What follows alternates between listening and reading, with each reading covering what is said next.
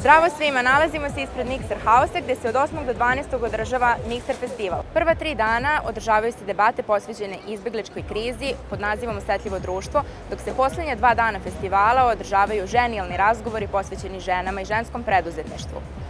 Ne možemo zaboraviti ni Balkan Design Expo i mlade balkanske dizajnere koji ovom prilikom imaju izložbu na galeriji Mikser House.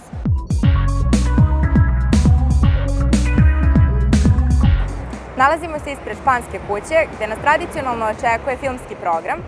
Ove godine možete da gledate neke od najboljih filmova o izbegličkoj krizi, a ponekad nas očekuju razgovori sa rediteljima.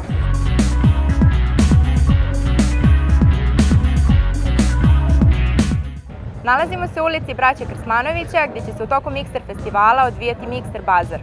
Moći ćete da uživate u nekim od najboljih dizajnerskih umeća.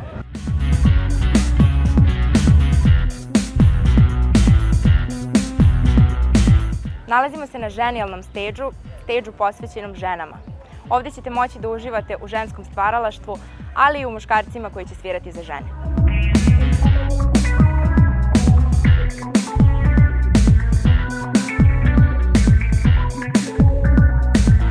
Muzički program Mikser festivala odviće se u magazin Depou, gde nas očekuje bogat program na Balkan Mala steđu.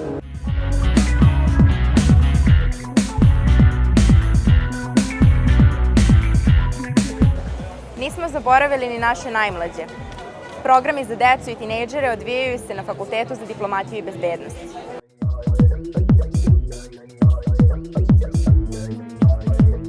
Više od 100 radova učestvuje na Black Box izložbi pod nazivom Brisanje prošlosti. Pogledajte ih svakog dana u Travničkoj ulici u Savamali.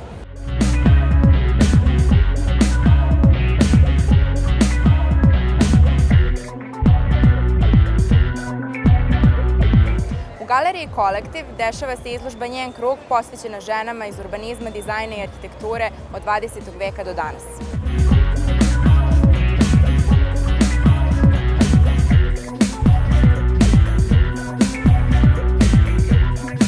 U Vučinoj kući možete pogledati 3 izložbe. Prva izložba je Body and Border, a druge 2 su izložbe fotografija. Posao bez identiteta je Aristofan u Dnopolju ili Da li da ja budem ja.